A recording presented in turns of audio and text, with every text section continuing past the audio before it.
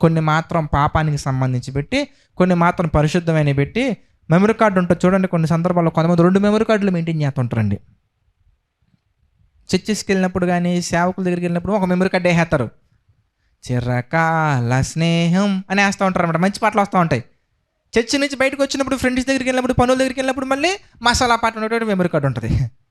ఇప్పుడు వాళ్ళు ఏం వింటున్నారు ఇంతకీ అంటే, ఆ చెవులు ఏ వింటున్నాయి, ఏం రిసీవ్ చేసుకుంటున్నాయి, హృదయంలో ఏం స్టోర్ చేస్తున్నాయి అంటే, కొన్ని చోట్ల మసాలా పాటలు స్టోర్ చేస్తుంది, కొన్ని చోట్ల మంచి వాక్యం స్టోర్ చేస్తుంది. ఇప్పుడు చెత్త సందర్భాలు జరిగినప్పుడు వెంటనే హృదయం రెస్పాండ్ అయ్యి, ఇదిగో దీనికి సంబంధించినటువంటి డేటా నా హార్ట్లో ఉంది, ఇక్కడే ఉంది, తీసుకో అని చెప్పేసి అందించడం వల్ల పాపం చేసేస్తున్నాము. మళ్ళీ వచ్చి వెంటనే ఏం చెప్తామంటే, అదొక అబద్ధం చెబుతాం. మళ్ళీ నేనండి చాలా ప్రయత్నిస్తున్నాను బ్రదర్, అస్సలు అవ్వట్లేదు బ్రదర్ అని ఒక రకమైన వాయిస్తో మాట్లాడతారండి. మళ్ళీ మామూలుగా చెప్పరు, మళ్ళీ అదొక రకమైన వాయిస్తో మాట్లాడుతూ ఉంటారు. మామూలుగా చెప్పొచ్చు కదా. బ్రదర్స్ అండ్ సిస్టర్స్, గుర్తుంచుకోవాల్సినటువంటి విషయం ఏంటంటే, అసలు ఆ హృదయంలో ఏది ఉంచకండి. కొంతమంది చూడండి, కొన్ని ఫొటోస్ డిలీట్ చేయమంటే చేయరండి. ఫోన్లో నుంచి డిలీట్ చేయమని అనుకుంటే చేయరు. దేనికి? మెమొరీ అండి. ఆ చెత్త మెమొరీ అవసరం నీకు? అప్పుడు నీకు ఇప్పుడు అవసరం? 10th క్లాస్లో ఏదో పిచ్చి పనులన్నీ చేస్తున్నప్పుడు తీసుకున్న మెమొరీ, ఆవిడ నా బెస్ట్ ఫ్రెండ్ అండి, ఆ బెస్ట్ ఫ్రెండ్ వల్ల నీకు వచ్చిన ఉపయోగం ఏంటండి? ఆ మెమొరీస్ చూసే కదా నువ్వు ఒకప్పుడు నేను ఇలా ఉండేవాడిని, ఒకప్పుడు ఈ గేమ్స్ ఆడేవాడిని, ఒకప్పుడు ఆ గేమ్స్ ఆడేవాడిని, ఒకప్పుడు అస్సలు రెబల్ తెలుసా నేనని చెప్పేసి ఆ ఫోటో చూపించి మీ ఫ్రెండ్స్కి రెబల్ అనేది చెప్పాల్సిన అవసరం ఉందంటారా? లేదు. కానీ స్టోర్ చేసుకుంటామండి. ఆ ఫోటో డిలీట్ చేయం. Delete it, shift delete it. అసలు దేనికి సంబంధించి ఉంచకూడదండి. ఈ ఈ ఈ పాట చాలా ఇష్టం అండి. కొంతమంది చూడండి యూట్యూబ్లో కొన్ని సాంగ్స్ అలా సేవ్ చేసేసుకుంటుంటారు. ట్రావెల్ చేస్తున్నప్పుడు దేవుని పాటలు వినరు. ఏం చేస్తారంటే ఆ పాట వింటారు. మళ్ళీ వాళ్ళు చెప్పే మాట ఏంటంటే, అందులో ఎంతో కొంత మంచి ఉంది కదని అంటారు. ఎంతో కొంత మంచి ఎందుకు అమ్మా, అంత మంచి ఉన్నది వినవమ్మా. అందులో కొంత మంచి ఉందండి అని చెప్పొద్దు, అంత మంచి ఉన్నది విను. అదేంటి నీ ప్రాబ్లం ఏంటి? అంత మంచే కదా బైబిల్లో ఉంది, అంత మంచే కదా బైబిల్లో ఉన్నటువంటి విషయాలు. అంత మంచి వింటాం మానేసి అందులో ఉన్న కొంత మంచి తీసుకుందానని చెప్పేసి సోది ఎందుకు చెప్తాం మనం? ఇంతకీ పనికి మాలిన విషయాలు ఎందుకు చెప్తాం మనం? ఎందుకంటే ఆ హృదయంలో కొంత మంచి తీసుకోవాలని చెప్పి ఆ ఆలోచనకి సంబంధించి స్టోర్ చేసావు కాబట్టి. చూడండి ఎలా మనం మోసపోతామని. అంటే ఆ హృదయంలో వచ్చే ప్రతి ఆలోచనలన్నీ తీసి బయటపడేసి ప్రతిరోజు ప్రతి క్షణం చక్కగా బైబిల్ని ధ్యానిస్తూ ఆలోచిస్తూ కూర్చున్నప్పుడు, నుంచున్నప్పుడు, పడుకున్నప్పుడు, త్రోవ వెళ్ళేటప్పుడు. కొంతమంది అనుకుంటారు మనల్ని పిచ్చోళ్ళని. అనుకోని నేను ఎప్పుడో ఒక ఉదాహరణ చెప్తూ ఉంటానండి. ఎర్రగడ్డ మెంటల్ హాస్పిటల్లో కొంతమంది పిచ్చోళ్ళు ఉంటారు. అక్కడికి ఒకవేళ కలెక్టర్ వెళ్ళి, నేను మీకు కలెక్టర్ని, మీకేం కావాలో చెప్పండి మొత్తం ఇస్తా అంటే, వాడు వచ్చి ఏమంటాడు? నేను మీ సీఎంని, నీకేం కావాలో చెప్పు అంటాడు. అన్నది ఎవరంతకు? పిచ్చోడు అన్నాడు సీఎం అని. ఇప్పుడు పిచ్చోడు సీఎం అని కలెక్టర్తో చెప్పినంత మాత్రాన కలెక్టర్ పిచ్చోడు అయిపోతాడా? అవడండి. ఇది అంతేనండి. ఇప్పటి వరకు ఒక గమ్యం లేక, నిరీక్షణ లేక, విశ్వాసము లేక, ఒక ప్రాపర్ గైడెన్స్ లేక పాపంలో బ్రతికాం. ఆ పాపం మనకి మనశ్శాంతిని ఇవ్వలే, ఆ పాపం మనకి మంచి వాతావరణం ఇవ్వలా, సమాధానం ఇవ్వలా. ఆ పాపం వల్ల కృంగిపోయాం, నశించిపోయాం, వేదన చెందుతున్నాం, ఆవేదనలో ఉన్నాం, ఎంతో నష్టపోయాం. ఇప్పుడు ఆ పాపానికి సంబంధించినటువంటి వాళ్ళు వచ్చి మనల్ని ఏదో కొన్ని మాటలు అంటే, ఆ మాటలకు రియాక్ట్ అయితే మళ్ళీ నువ్వు ఏం కోల్పోతావు అంటే మనశ్శాంతిని కోల్పోతావు. వాళ్ళని పట్టించుకోవద్దు. విశ్వాసం కలిగి ముందుకు వెళ్ళు. హృదయం అంతా కూడా మనం కనుక వాక్యాన్ని నింపగలిగితే పిల్లరా, మన ఆలోచనలు పరిశుద్ధంగా మారిపోతాయి, మన తలంపులు పరిశుద్ధంగా మారిపోతాయి, మన మాటలు పరిశుద్ధంగా ఉంటాయి, మన యాక్టివిటీస్ పరిశుద్ధంగా ఉంటాయి, మన టైం టేబుల్ పరిశుద్ధంగా ఉంటుంది, మన ప్రణాళిక పరిశుద్ధంగా ఉంటుంది, మన గమ్యం పరిశుద్ధంగా ఉంటుంది, మన నడవడిక పరిశుద్ధంగా ఉంటుంది, మన క్రియలు పరిశుద్ధంగా ఉంటాయి. మనం పరిశుద్ధులుగా మారతాము. ప్రభు ఇంకా గొప్పగా పరిపూర్ణులుగా ముందుకు తీసుకువెళ్తారు. కనుక మంచి ఫార్ములా మనకు అర్థమవుతుంది. చూసారా, ఎందుకు మనం పాపం చేస్తున్నామా అంటే, హృదయంలో పాపం అనే ఆలోచనలు నిండుకున్నాయి కనుక వాటిని తీసేసి ఆ ఆలోచనలు మళ్ళీ ఫిల్ అవ్వకుండా హృదయం అంతా వాక్యాన్ని నింపేస్తే కనుక, ఒకళ్ళ చెడు ఆలోచన వచ్చినా కూడా హృదయంలో పట్టకూడదు. అంత ఫుల్ చేయాలి నువ్వు దాన్ని. ఎంత నింపాలయ్యా ఆ వాక్యాన్ని, నువ్వు ఎంత నింపాలయ్యా అంటే, హృదయం అంతా కూడా మనం ఏం చేయాలంటే పాపానికి సంబంధించినటువంటివన్నీ కూడా ఏమీ లేకుండా పరిశుద్ధంగా మనం నింపగలగాలి. పరిశుద్ధమైనటువంటి తలంపులతోటి పరిశుద్ధమైనటువంటి ఆలోచనలతో మనం నింపగలిగితే కనుక ఇక ఇంకేది రాకుండా మనం పరిశుద్ధంగా ఉండగలగలిగా మనం డిజైన్ చేయాలి మన లైఫ్ని. అందుకే మనం చూస్తే 119వ కీర్తన మనం చూస్తే ఏమండి, 119వ కీర్తన 11వ వచనం మనం చూద్దాం. 119వ కీర్తన 11వ వచనం మనం చూస్తే, నీ ఎదుట నేను పాపము చేయకుండానట్లు నా హృదయములో ఏం చెప్తున్నారండి దేవుడు, నీ వాక్యము ఉంచుకొని ఉన్నాను. ఎంత చక్కటి ఆ ఫార్ములా అండి. మనం గనక జాగ్రత్తగా ధ్యానిస్తే 66 పుస్తకాలు కనుక మనం జాగ్రత్తగా ధ్యానించినట్లయితే ఈ గొప్ప ఫార్ములా మనం సంపాదించవచ్చు. ధ్యానించి వాటిని ఆలోచించాలి. ఆలోచిస్తే మనకి ఏమొస్తాయి అంటే నీతి సూత్రాలు, సచ్ ఎ గ్రేట్ ఫార్ములాస్. ఇంకా మనం ఆలోచిస్తే మరొక ఫార్ములాని మనం ప్రిపేర్ చేసుకోవచ్చు. ఇంకొక ఫార్ములా, ఇది కూడా పాపం చేయకుండా ఉండటానికి మరొక ఫార్ములా. ఈ ఫార్ములా ఒకవేళ ఇప్పుడు మనం చదువుకున్న ఫార్ములాలో మనం సక్సెస్ అయ్యామనుకోండి, మళ్ళీ ఇంకెక్కడ దెబ్బతింటున్నామో మనం ఆలోచిస్తే ఇంకొక ఫార్ములా మనకు కనబడుతుందండి. మరొక ఫార్ములా మనం చూసామనుకోండి.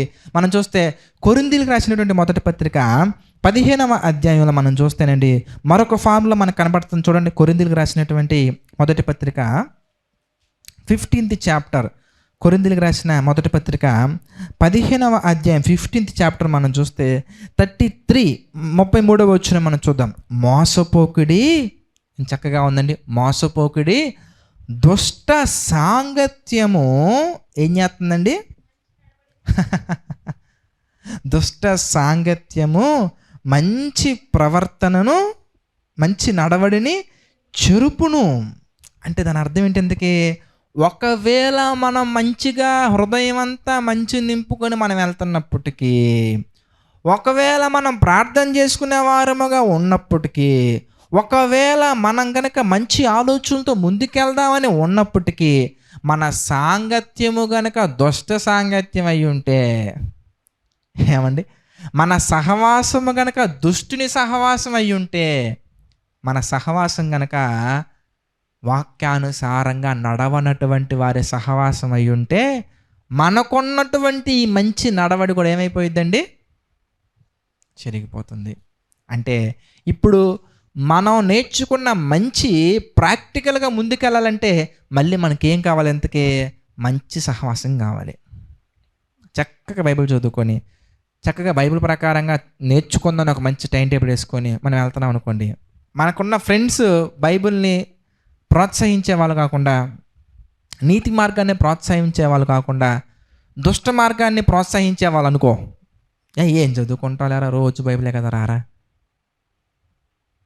రేపు నీకు నాతో అవసరం ఉంటుంది, నాకు నీతో అవసరం ఉంటుంది, ఒకరి అవసరాలు ఒకరు తీర్చుకోవాలి. మరి నువ్వు నీలాగే ఉంటే ఎలాగా? ఏవో కొన్ని లాజిక్స్ చెప్పేస్తారండి. అసలు ఆ లాజిక్స్ మనకి పెద్ద మ్యాజిక్లా కనబడుతూ ఉంటాయి. అసలు ఎలా ఫీల్ అయిపోతామంటే సచ్ ఎ గ్రేట్ మ్యాజిక్ అనుకుంటా ఉండి మనం చాలా గ్రేట్ లాజిక్ అనుకుంటా ఉన్నాయి. గ్రేట్ లాజిక్స్ కాదు, మనల్ని భ్రమపరుస్తున్నారు. It's a magic tricky. They are using some tricks to sin. మనం పాపము చేయడానికి కొన్ని ట్రిక్స్ మన మీద వాడతారండి. ఇప్పుడయ్యా అంటే నీ సాంగత్యము గనక ఒకవేళ దుష్టునితో ఉంటే, అందుకేనండి ఒక మాట మనం ఉంటుందండి, సామెతలలో మనం చూడొచ్చు, జ్ఞానము గలవారితో ఒకవేళ మనం సహవాసము చేస్తే మనకున్న జ్ఞానము వృద్ధి చెందును. అంటే మన సహవాసం అనేది జ్ఞానులతో మనం చేయగలిగితే, మన సహవాసం అనేది దేవుని చిత్త ప్రకారంగా నడుచుకునే వాళ్ళతో మనం చేయగలిగితే మన యొక్క ఆత్మీయ జీవితం అనేది అంతకంతగా అభివృద్ధి పొందుతూ వెళ్తుంది. It's a second formula.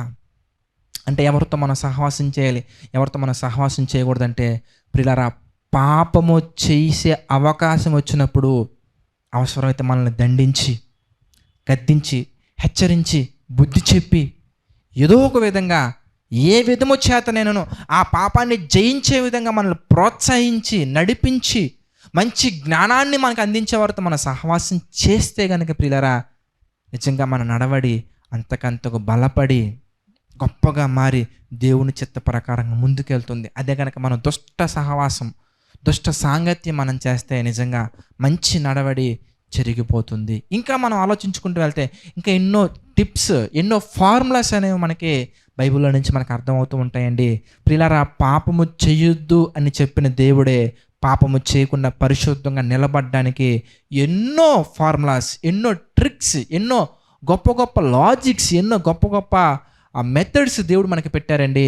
అవన్నీ మనం చక్కగా ధ్యానించగలగాలి. చక్కగా ధ్యానించగలిగితే 66 పుస్తకాల మీద మనం కనుక మంచి పట్టు తెచ్చుకోగలిగితే ప్రియులారా, మనం పాపం జయించి మంచివారుగా మనం బ్రతకగలం, మంచివారుగా మనం వేలగలం.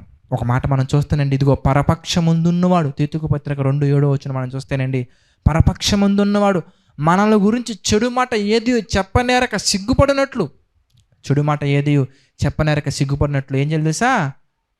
ప్రతి విషయంలో కూడా నిన్ను నీవే మాటలోను క్రియలోను ప్రతి విషయంలో కూడా మాదిరిగా కనపరుచుకోవాలి. మనం మాదిరిగా మారాలి, మనమే రోల్ మోడల్ అవ్వాలి అనేక మందికి. అంత గొప్పగా మనం జీవించాలంటే వాక్యాన్ని ధ్యానిస్తే సరిపోదండి, ధ్యానించిన వాక్యాన్ని ఆలోచించాలి. అప్పుడు దేవుడు మనకి చక్కటి వివేకాన్ని అనుగ్రహిస్తారు. మనం వాళ్ళేమనుకుంటారో వీళ్ళేమనుకుంటారో, వాళ్ళు అలా చెప్పారు కదా, వీళ్ళు ఇలా చెప్పారు కదా, వీళ్ళు అలా అనుకుంటున్నారు, ఎవరేమనుకుంటున్నారు అని కాకుండా మనల్ని భూమి మీదకి పంపించినటువంటి దేవుడు మన గురించి ఏమనుకుంటున్నారు, ఈ పని చేస్తే దేవుని చిత్త ప్రకారం నేను నిలబడతానే లేదని మనం ఆలోచించి మనం ముందుకెళ్ళాలి. అలా వెళ్ళి ప్రతి ఒక్కరూ కూడా దేవుని చిత్త ప్రకారంగా గొప్పవారుగా ఎదగాలని, గొప్పవారిగా మారాలని మనస్ఫూర్తిగా కోరుకుంటూ నా ఈ మాటలు ముగిస్తున్నాను. ప్రార్థన చేసుకుందామండి. ప్రార్థన. సకల ఆశీర్వాదములకు కారణభూతుడమైన తండ్రి, అనేకమైన విషయాలను మాకు తెలియచేసి మీ చిత్త ప్రకారంగా నడిపిస్తూ బలపరుస్తూ ముందుకు తీసుకువెళ్తున్నందుకు కృతజ్ఞతాస్తుతులు చెల్లించుకుంటున్నాం తండ్రి. మమ్మల్ని దీవించండి, ఆశీర్వదించండి, బలపరచండి తండ్రి. మీ యొక్క నామానికి మహిమకరంగా తండ్రి మేమందరం బలపడినట్లుగా, దీవించబడినట్లుగా సహాయం చేయండి తండ్రి. ఆర్థిక, ఆరోగ్య, మానసిక సమస్యల్లో తండ్రి కృంగిన ప్రతి ఒక్కరిని జ్ఞాపకం చేసుకోండి. కృంగిన ప్రతి ఒక్కరికి తండ్రి మీ కృప తోడుగా ఉంచి నడిపించండి, సహాయం చేయండి, బలపరచండి తండ్రి. మీ యొక్క ప్రేమలో తండ్రి వర్ధిల్లువారుగా, మీ యొక్క ప్రేమలో తండ్రి బలపడేవారుగా మాకు సహాయం చేయండి తండ్రి.